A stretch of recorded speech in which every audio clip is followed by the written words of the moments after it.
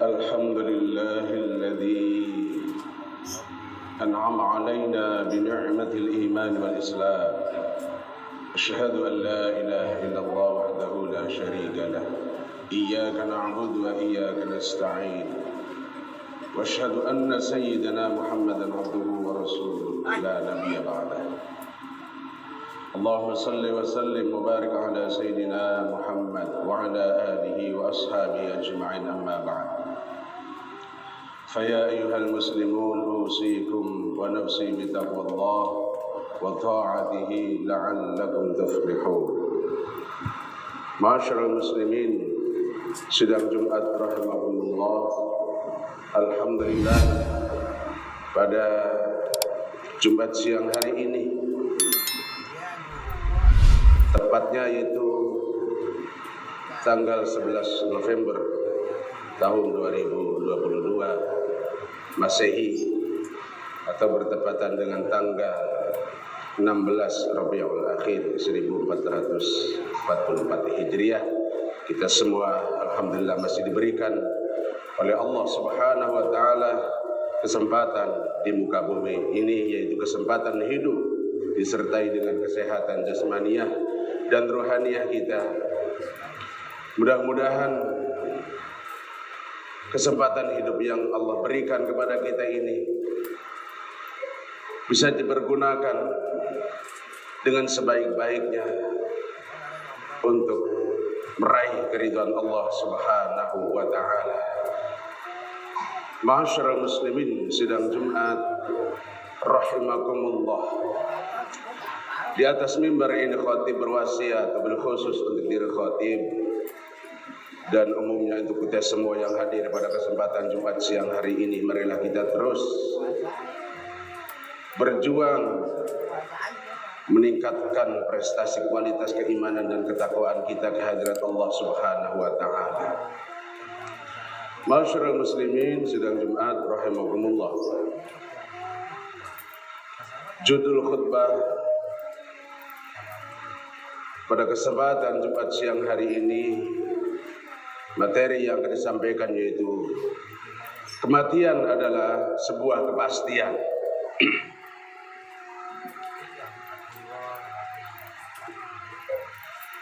Allah Subhanahu wa taala berfirman, kullu nafsi dha'iqatul maut. Setiap yang bernyawa, semua yang hidup pasti akan mengalami yang namanya kematian. Terkecuali hanya Allah yang maha hidup, tidak akan pernah mati. Itulah memang menjadi syaratnya Tuhan, syaratnya Allah. Kalau Allah mati bukan Tuhan namanya. Seluruh yang bernyawa, yang bernafas pasti akan mengalami yang namanya dengan kematian.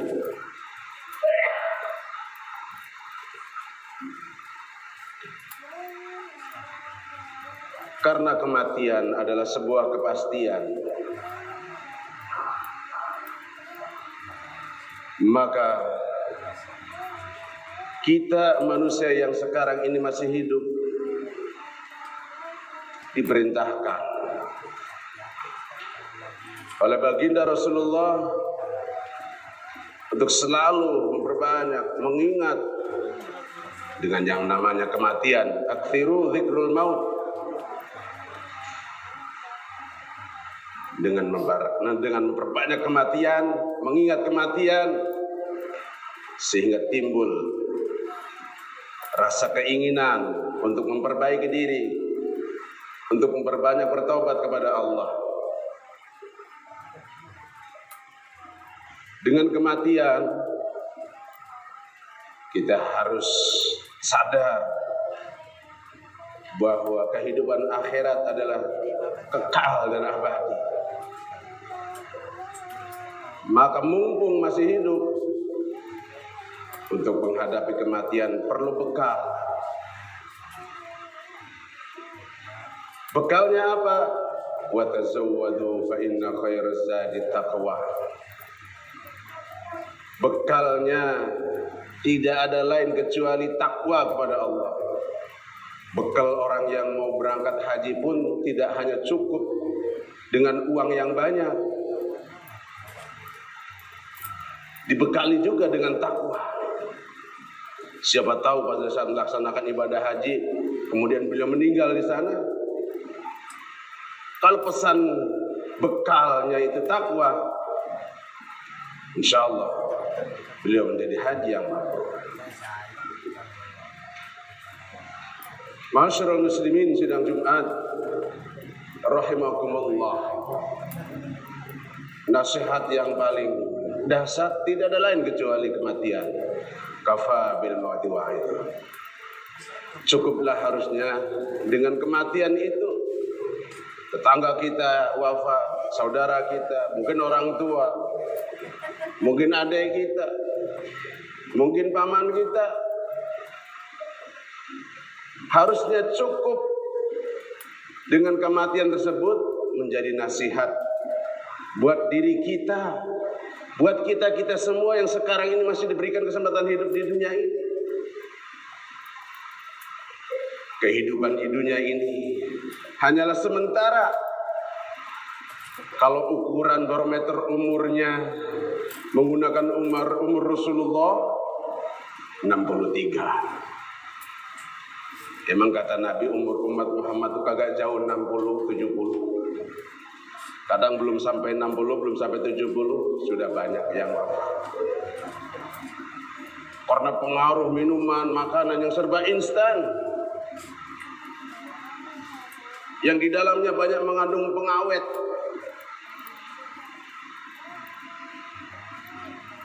Berbeda dengan orang dulu. Makanannya serba herbal, bebas dari pengawet. Ya, berjalan ke kebun, ke sawah tanpa menggunakan alas kaki, sehat. Orang sekarang kemanapun pakai motor. Masyarul muslimin sidang Jumat rahimakumullah. Jadi bekal yang terbaik untuk menghadap kembali kepada Allah, kita semua akan kembali kepada Allah, menghadapi kematian, tidak ada lain bekalnya. Wa tazawwadu fa inna khairaz zadi taqwa. Bekal yang terbaik adalah ketakwaan kita kepada Allah Subhanahu wa taala. Apa itu takwa?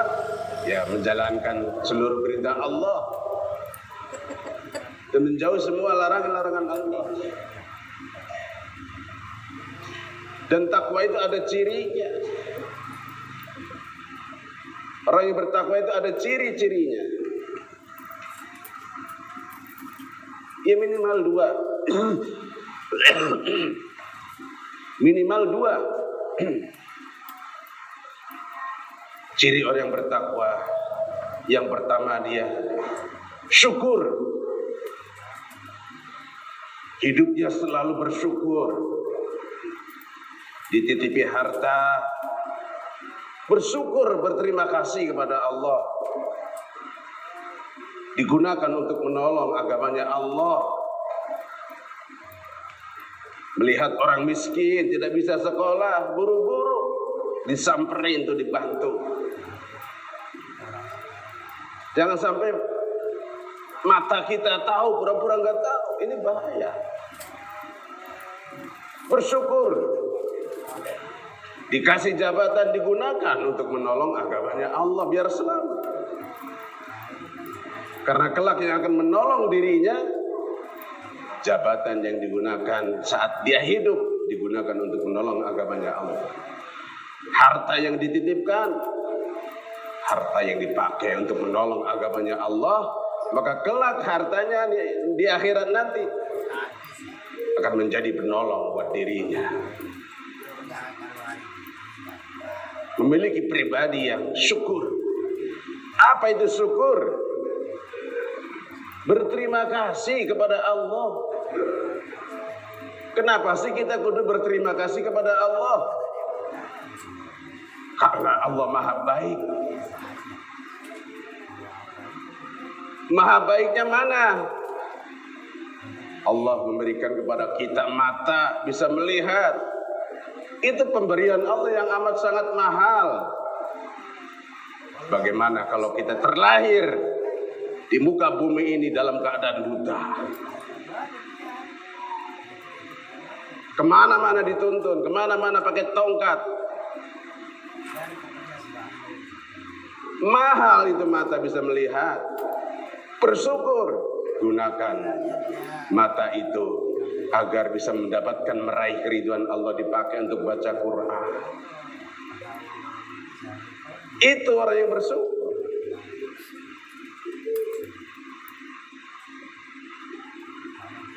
Berterima kasih diberikan mulut yang normal, tidak gagu, bisa berbicara. Banyak nikmat Allah itu. Kasih telinga, bisa mendengar dengan normal, tidak budak, tidak tuli. Sangat banyak. Dan kita hingga saat ini belum mampu untuk mensyukurinya. Wa in ta'uddu nikmatallahi la tuhsuha. Kalau toh nikmat Allah dihitung-hitung, enggak mampu kita menghitungnya. Dikasih kaki normal bisa berjalan kemana baik. Nanti seluruhnya kenikmatan sebesar dan sekecil apapun kelak di akhirat nanti, tsumma latus'alunna yawma idzin 'anil na'im, akan dimintai pertanggungjawaban oleh Allah Subhanahu wa taala. Gunakan untuk bersyukur, berterima kasih kepada Allah. Digunakan kakinya untuk melangkah ke masjid, untuk sholat berjamaah. Alhamdulillah masjidnya sudah rapi. Gunakan. Karena Rasulullah itu super sibuk, tapi masih menyempatkan diri untuk sholat berjamaah.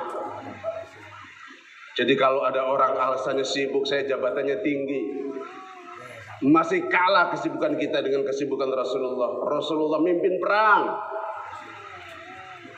Presiden sekarang ini bilang sibuk, masih kalah karena beliau nggak ada mimpin perangnya. Rasulullah mimpin perang, istrinya lebih dari satu, super sibuk beliau. Tapi kenapa beliau sampai menjelang wafatnya pun masih terus berusaha menegakkan salat berjamaah? Al-jama'atur rahmah. Dengan berjamaah, rahmat Allah turun untuk diberikan kepada orang yang senang berjamaah. Bahkan orang yang sholat berjamaah di masjid berlipat ganjaran pahala yang Allah berikan kepadanya. Sholatul jama'ati tafdulu min sholatul fardhi bi 27 darajat. 27 itu diberikan kepada orang yang senang berjamaah ke masjid. Di masjid, dengan catatan di masjid atau di mushola salat berjamaahnya, bukan di rumah. Dibandingkan dengan sholat di rumah sendiri, cuma satu dapatnya. Kalau otak kita, akal kita sehat, pasti memilih yang 27, tidak memilih yang satu. Masyarul muslimin sedang Jumat rahimakumullah. Kemudian yang kedua, selain syukur, orang yang bertakwa itu memiliki sifat sabar. Wallahu yuhibbus sabirin. Allah jatuh cinta kepada orang yang sabar. Mau ke masjid untuk melaksanakan sholat Jumat, padahal lagi sibuk-sibuknya dagang, lagi laris-larisnya dagang. Stop. Yang menitipkan rezeki, yang menitipkan jabatan, yang menitipkan pekerjaan Allah hakikatnya. Stop. Saya harus sholat Jumat. Ini hari Jumat. Itulah orang yang benar-benar beriman. Harusnya begitu, nggak ada alasan. Nomor satu kan Allah, bukan dagangannya, bukan pekerjaannya, bukan jabatannya, bukan. Allah yang kita bela. Kalau Allah yang kita bela, kelak di akhirat nanti, Allah nanti akan membela kita. Bukan dagangannya, bukan jabatannya, bukan pekerjaannya, bukan hartanya, bukan. Iya, kalau hartanya digunakan untuk menolong agama Allah, itu hartanya akan membela kita. Masyaallah muslimin, sedang Jumat rahimakumullah. Jadi kematian adalah sebuah kepastian. Tidak ada di muka bumi ini orang yang kebal dengan kematian. Kalau kebal peluru, kebal senjata tajam, kebal ditembak, banyak tebus-tebus yang suka atraksi itu, orang-orang Banten. Tapi mereka walaupun kebal peluru, kebal anti senjata tajam, tetap tidak akan pernah bisa kebal dengan yang namanya kematian. Kullu nafsin dha'iqatul maut. Semua yang bernyawa pasti akan mencicipi, mengalami dengan yang namanya kematian. Maka kematian itu cepat ataupun lambat pasti akan datang menjemput kita. Tidak mengenal tua, tidak mengenal muda, tidak mengenal masih bayi. Ibarat pohon kelapa yang tua jatuh, yang muda jatuh. Tidak bisa beralasan, tar aja deh tobatnya, tar aja deh ke masjidnya, saya masih muda, atau nunggu pensiun dulu. Gak boleh begitu. Karena yang memegang umur, memegang kehidupan adalah mutlak hak milik Allah Subhanahu wa ta'ala. Masyaallah muslimin sedang Jumat rahimakumullah. Saya kira khutbah Jumat yang sangat singkat itu saja yang bisa disampaikan pada kesempatan Jumat siang hari ini. Mudah-mudahan nasihat khutbah Jumat pada siang hari ini bisa menggugah mata hati kita sehingga kita sadar bahwa kehidupan di dunia ini sifatnya sementara. Ya, seperti orang kontrak, ya, tidak kekal. Ya, kita semua ini hakikatnya sedang kontrak. Walaupun rumahnya, mobilnya ratusan rumah, ratusan mobil, tetap hakikatnya dia sedang kontrak sama Allah. Ya, pada saat kita menghadap Allah, semuanya ditinggal. A'udzubillahi minasyaitonirrajim. Bismillahirrahmanirrahim. Wal 'asri innal insana lafi khusrin illa alladziina aamanu wa 'amilus solihati wa tawassaw bil haqqi wa tawassaw bis sabr. Barakallahu li wa lakum fil Qur'anil 'azim wa nafa'ani wa iyyakum bima fihi minal ayati wadh dhikril hakim wa taqabbal minni wa minkum tilawatahu